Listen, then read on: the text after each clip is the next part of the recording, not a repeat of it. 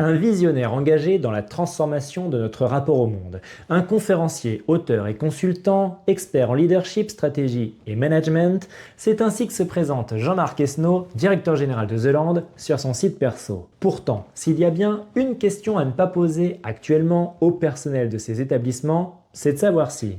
Il est formidable, Jean-Marc Esnault, Laraborski. Pardon, c'était à moi? Rembobinons.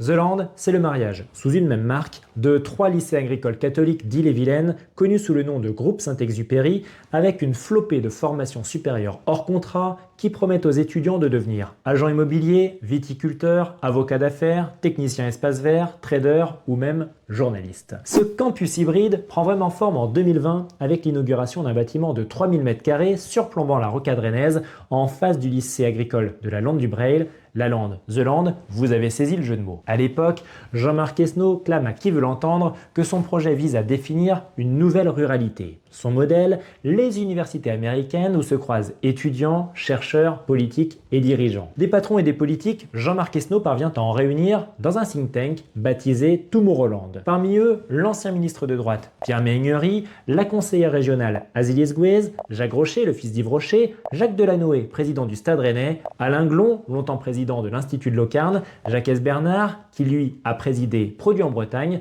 ou encore Danielle Evin, alors présidente du lobby agriculteur de Bretagne. Sauf qu'avec les personnels des lycées agricoles, la greffe ne prend pas. Mais alors, vraiment pas. Alarmés par la baisse d'un tiers des effectifs en 4 ans attribués au changement de leur nom d'établissement, vent debout contre des suppressions de postes et une gestion humaine jugée brutale, ils votent la grève au printemps 2024. Un fait rarissime dans l'enseignement catholique qui se double d'une revendication principale, le départ pur et simple de Jean-Marc Esnault. Ce dernier sauve sa tête, mais la situation empire un an plus tard. Comme nous l'avons révélé, les élus du personnel ont appris juste avant la rentrée 2025 que The Land affichait un déficit d'1 200 000 € pour l'exercice 2023-2024. Le ministère de l'Agriculture et la Direction des Finances publiques ont diligenté des inspections. Et le 4 novembre, les tutelles, ministères et diocèses en tête ont annoncé la scission de The Land au personnel.